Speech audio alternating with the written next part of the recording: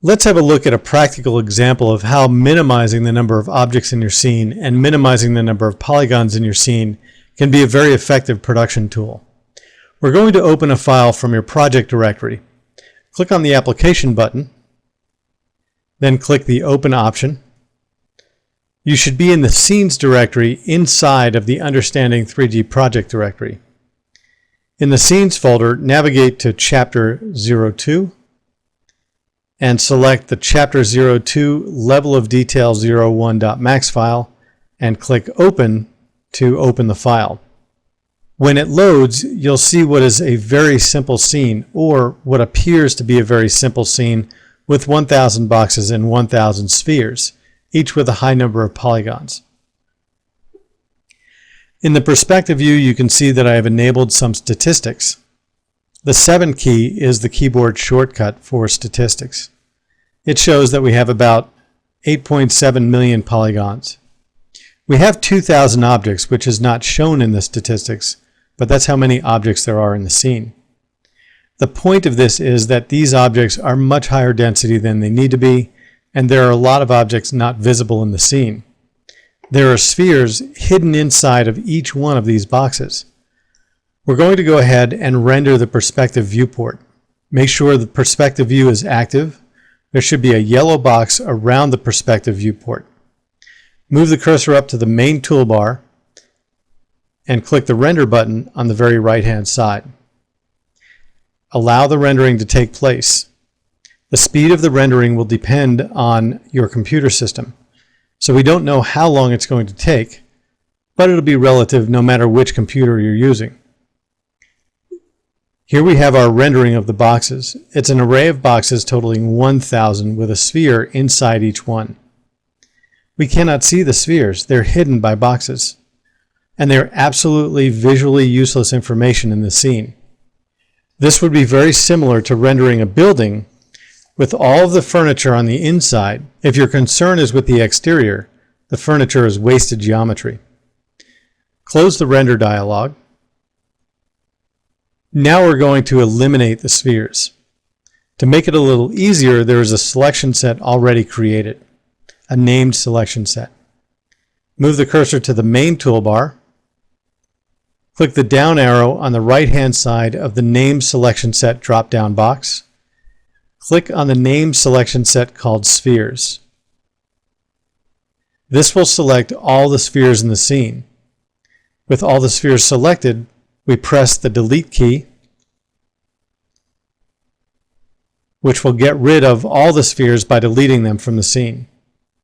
Since we can't see them and they add no visual information to the rendering, there's no reason to keep them. If we look at our statistics again, we now notice that we have 4.8 million polygons, and we're left with only 1,000 objects. So we've eliminated nearly half the polygons and half the objects. Notice down at the bottom left side of the screen is my render time. Your time will be different depending on the computer system you're using. Faster systems will have shorter render times, where slower systems will have longer times. This is the amount of time it took to render this last frame. Remember your render time, or you can write it down. Render the perspective view again by clicking the Render button on the right-hand side of the main toolbar. Once 3ds Max is done rendering, we'll compare the render time at the lower left-hand side of the screen. You should notice that it took less time to render than previously. And in some cases, you can knock off nearly a third of the render time for the scene. And does this make very much of a difference? For rendering this one frame, it might not make a tremendous amount of difference, just a few seconds. But if I'm rendering thousands of frames, a few seconds can add up. Or if I have a rendering time of several hours, decreasing that render time by a third can save me a significant amount of time. We did this simply by getting rid of the objects that we don't need. Now let's see if we can get this to render even faster. Go ahead and close the render dialog.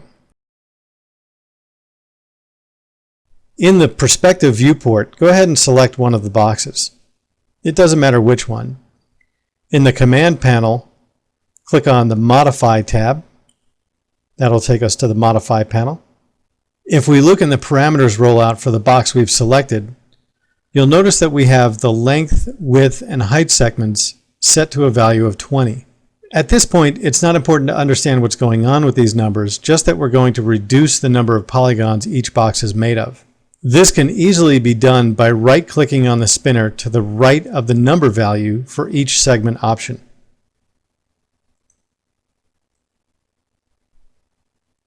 That will automatically set the value to one segment for each value. Click the Render button.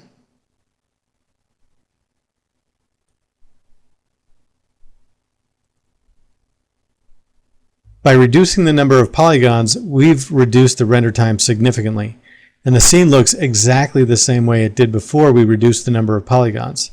So we have significantly reduced our rendering time without changing the visual quality of our rendered image. This is one of those rules that you always want to follow. Close the render window. And if we look at the statistics, we can see that we're down to just about 12,000 polygons. So we've taken this scene all the way from 8 million polygons down to 12,000 polygons without changing the visual quality.